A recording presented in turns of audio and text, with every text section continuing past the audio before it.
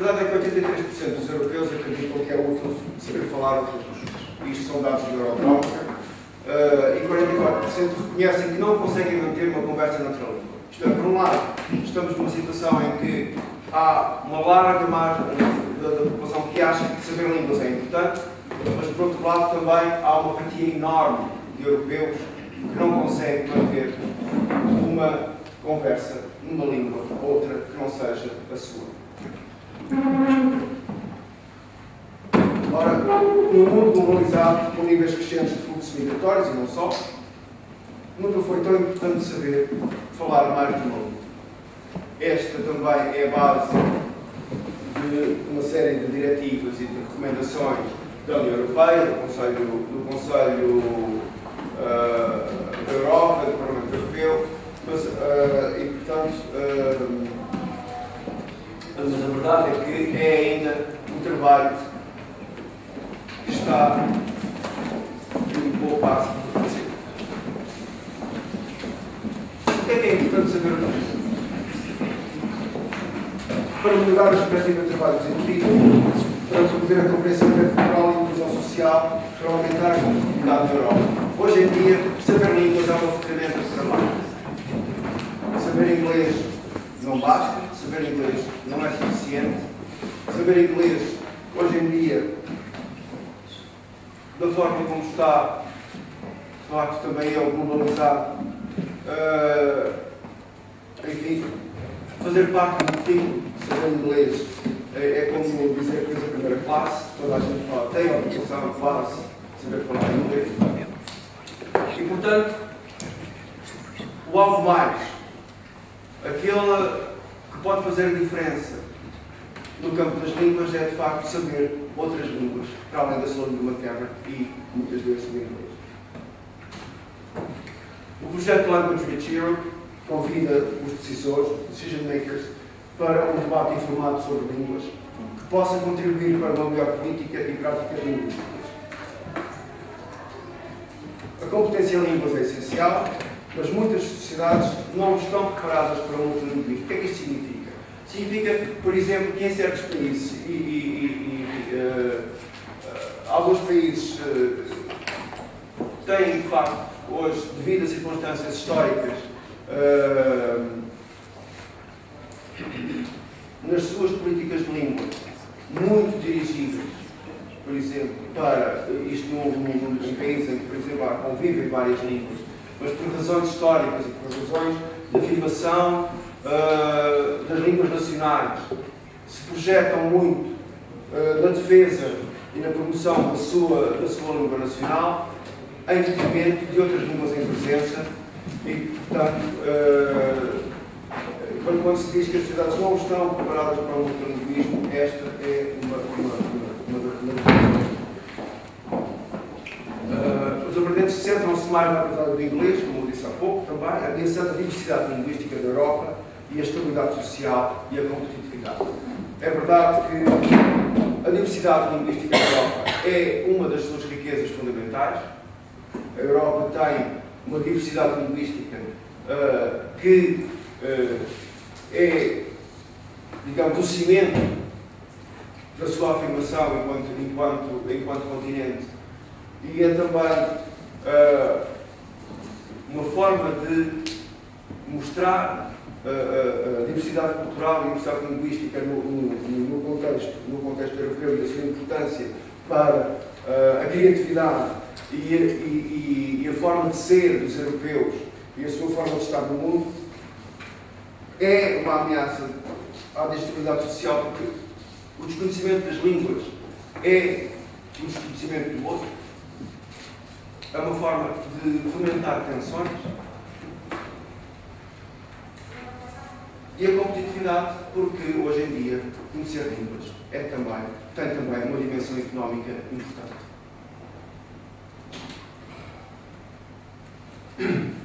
É necessário, para quem tem capacidade de decisão, que apoie a educação ou o ensino das línguas, promova o seu uso nos serviços, melhorando ou definindo melhores estratégias, procurando para estas atividades mais tempo e mais recursos. É evidente que ao afirmar-se este é um dos objetivos do projeto, naturalmente. Sabemos hoje em dia que as restrições são mais que muitas e que, portanto, devemos entender estes desafios também como uma forma de evitar, se possa assim dizer, a nossa criatividade, provocar a nossa criatividade. Qual é o trabalho do projeto?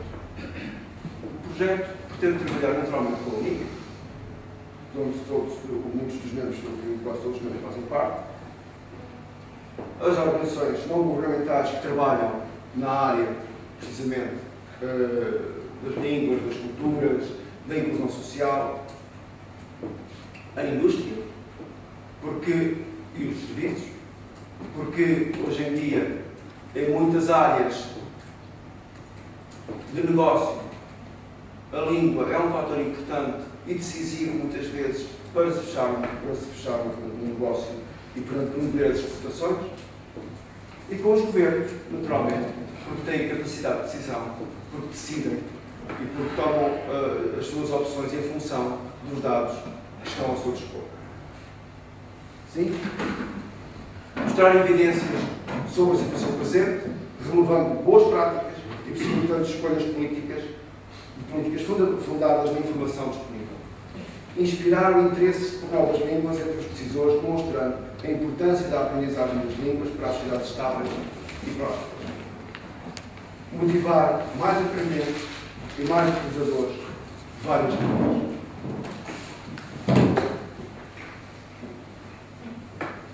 Do projeto, que é constituído por cerca de 30 parceiros, 11 fazem parte daquilo que se chama o Steering Committee. E, portanto, temos um Migration Policy Group, o Goethe Institute, o SILT, o British Council, uma fundação polaca, que eu, por respeito com a língua polaca, me recuso a ler para não falhar, o Conselho da Europa, o Instituto Cervantes, a UNIC, o Instituto de Camões, o Tilburg University e o Ministério da Cultura de França. Eu gostava aqui de destacar pelo seu trabalho depois, para além existente, para além, porque este é um trabalho muito específico e tem implicações sobre os resultados deste trabalho, o trabalho da Tilburg University e dos professores Gus Extra e Bill Klein, que são os responsáveis pelo tratamento dos dados que foram recolhidos em todos os países e que nas reuniões do Steering Committee, para dar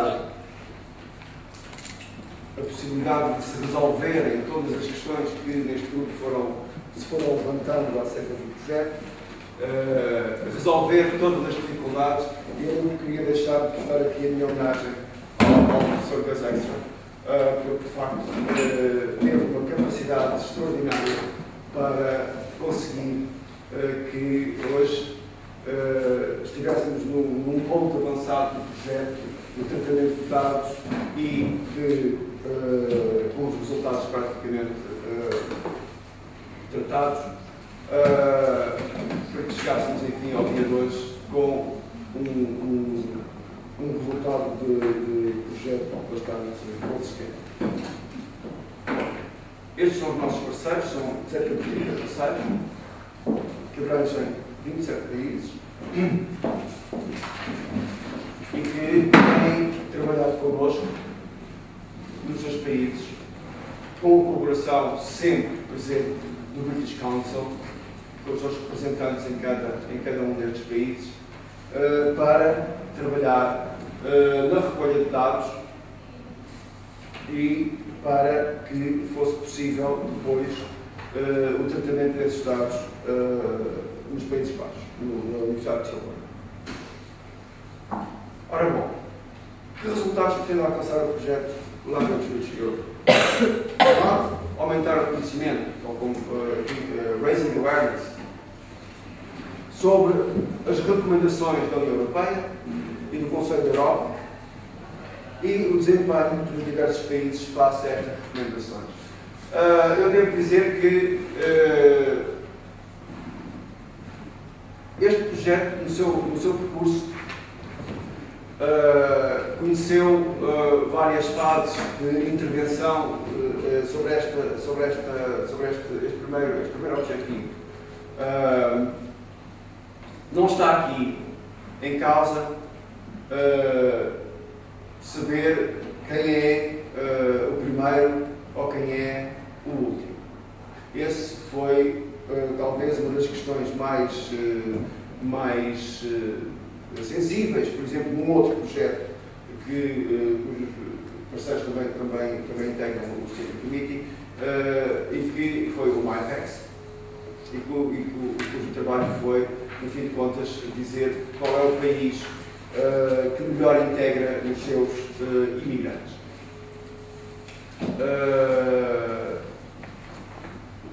Não é pretensão este projeto não pretende classificar os países, dizer qual é o mais multilingüe ou o menos multilingüe. Pretende sim ver, em relação às recomendações que a União Europeia e o Conselho da Europa têm transmitido ao longo destes tempos, como é que estes países interpretaram estes dados. Porque não há aqui o objetivo de uma classificação, mas sim de um posicionamento relativo face, não é, às recomendações das instâncias europeias. Assegurar um melhor entendimento sobre as boas políticas e práticas no que respeita ao ensino brasileiro das línguas para a inclusão social, o diálogo intercultural e o sucesso económico. Reforçar a cooperação e o empenho para uma melhoria das políticas de língua e das práticas transversalmente aos países e setores. Transversalmente aos países e setores, neste sentido em que como é que uma medida tomada, por exemplo, ao nível do ensino secundário, tem repercussões depois na empregabilidade no ensino em relação ao ensino das línguas, na empregabilidade dos futuros trabalhadores e na sua capacidade de responder, por exemplo, perante questões muito concretas. Vamos imaginar um país que tem as suas relações externas e as suas exportações viradas, por exemplo, para a Espanha e a Alemanha. Vamos ver, por exemplo, se o conhecimento das línguas, isso é importante, porque isso pode afetar, por exemplo, o aumento das exportações e a capacidade das empresas desse país de trabalharem melhor junto dos seus parceiros para os países com os quais exportam, se a capacitação desses jovens em línguas como o espanhol ou o alemão, não é? Digamos, uma prioridade, por exemplo, para a provisão de línguas nesse país, por exemplo. Criar uma ferramenta de análise comparativa, benchmarking, sustentável, para avaliar políticas e práticas na Europa.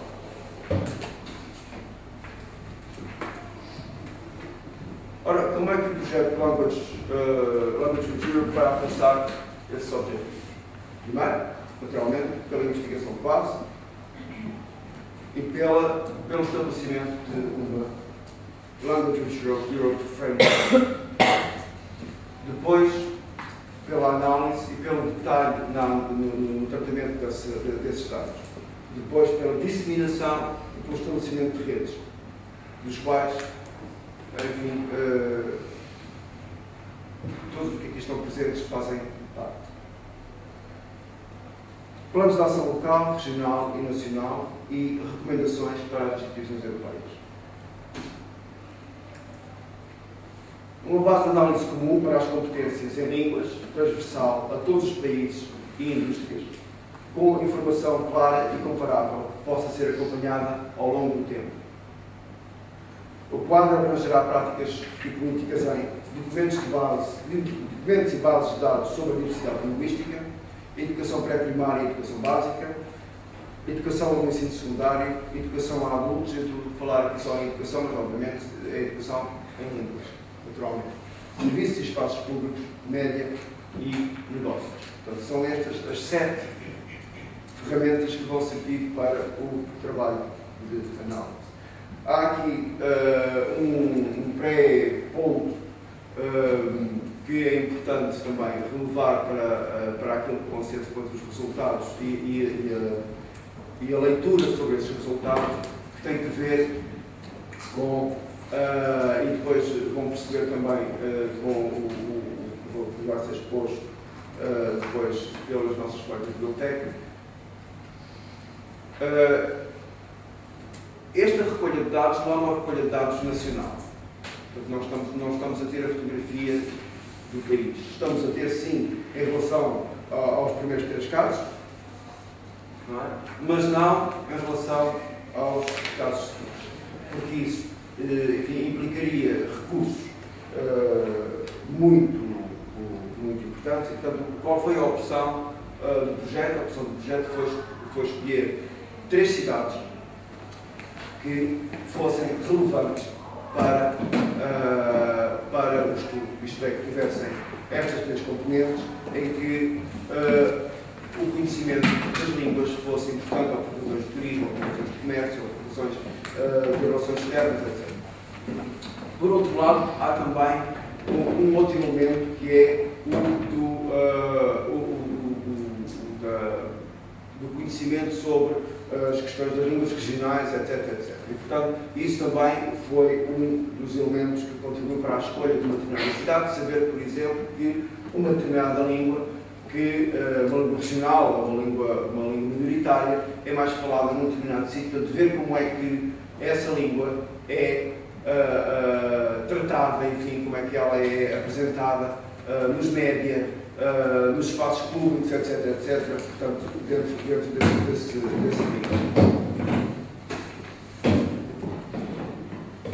Portanto, o espectro das línguas a analisar são as línguas nacionais, as línguas estrangeiras, as línguas regionais e as línguas minoritárias e as línguas de imigração. Os países que fazem parte desta primeira vaga, digamos, do estudo, não é? Compreende a Áustria, a Bósnia e Herzegovina, a Bulgária, a Bélgica, a Dinamarca, a Estónia, a França, a Alemanha, a Grécia, a Hungria, a Itália, a Lituânia, os Países Baixos, a Polónia, Portugal, naturalmente, a Roménia, a Espanha, a Suíça, a Ucrânia, o Reino Unido e 4 regiões, a Catalunha, a Frísia, o País de Gales e o País Basco. Aliás, quer a Catalunha, quer o País Basco fizeram parte do estudo prévio que foi feito em relação a, que testou, digamos, o inquérito que foi distribuído.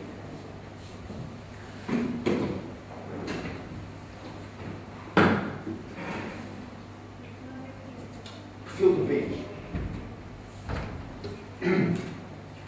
Perfil regional criado com 3 elementos. Primeiro, um gráfico dentro de aquilo que se chama em inglês um spider graph.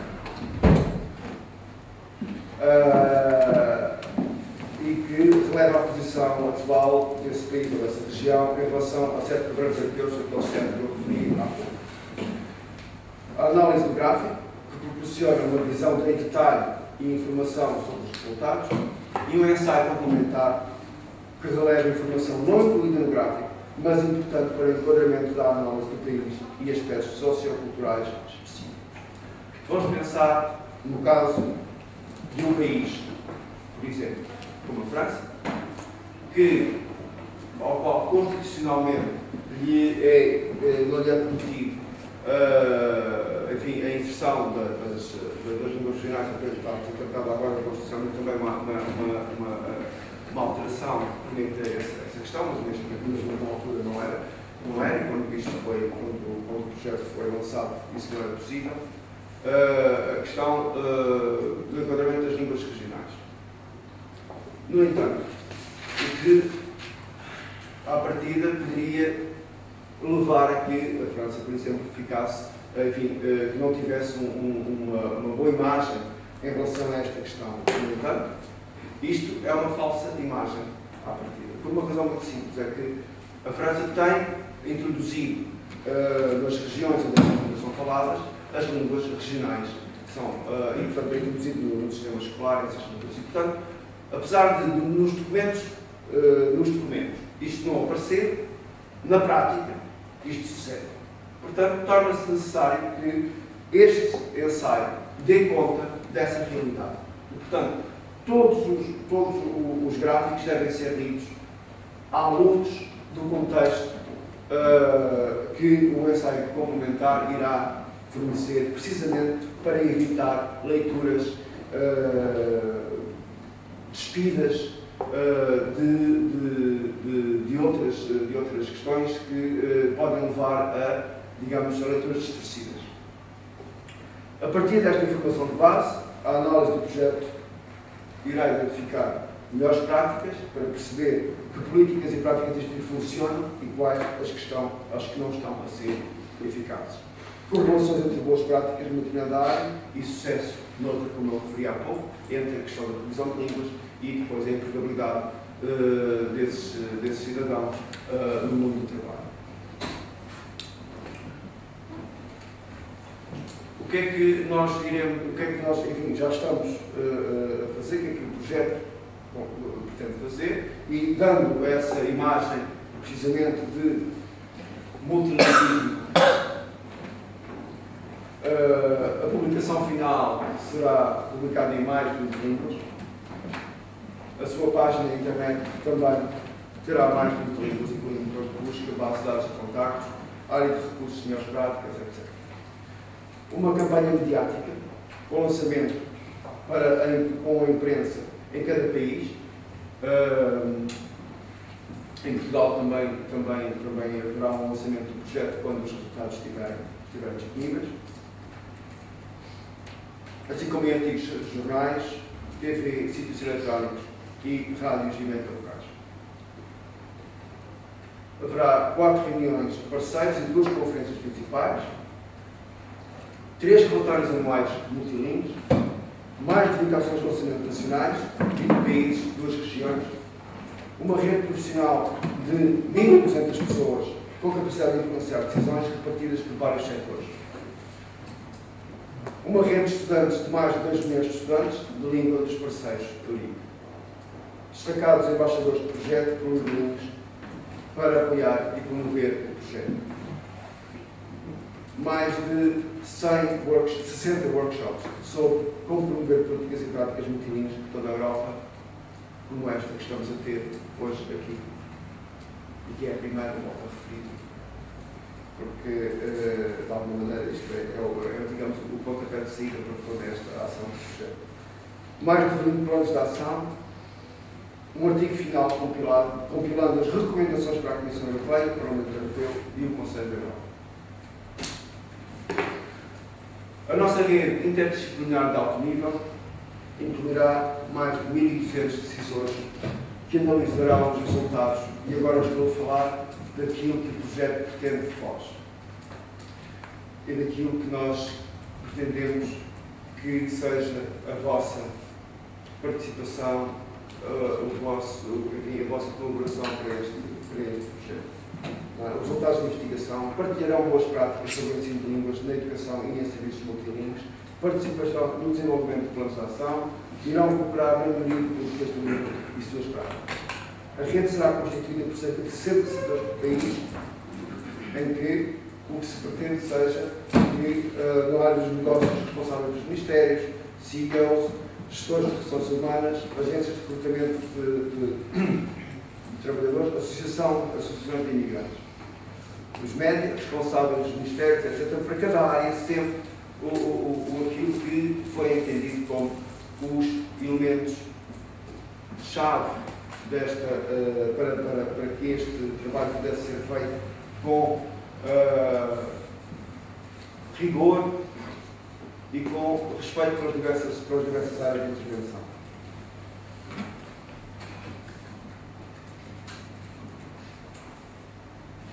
É, em suma, digamos, o objetivo do Language Europe, e aquilo que este projeto tem alcançar é ser mais do que um mero projeto que acaba quando acaba enfim, o tempo do financiamento do projeto. Nós queremos ir mais além, queremos que este seja um projeto que seja capaz de se projetar no futuro e ter capacidade de influenciar as instâncias europeias que produzem informação e diretivas e recomendações sobre esta matéria. Queremos ajudar também a Europa a ser mais multilingüe. Muito obrigado.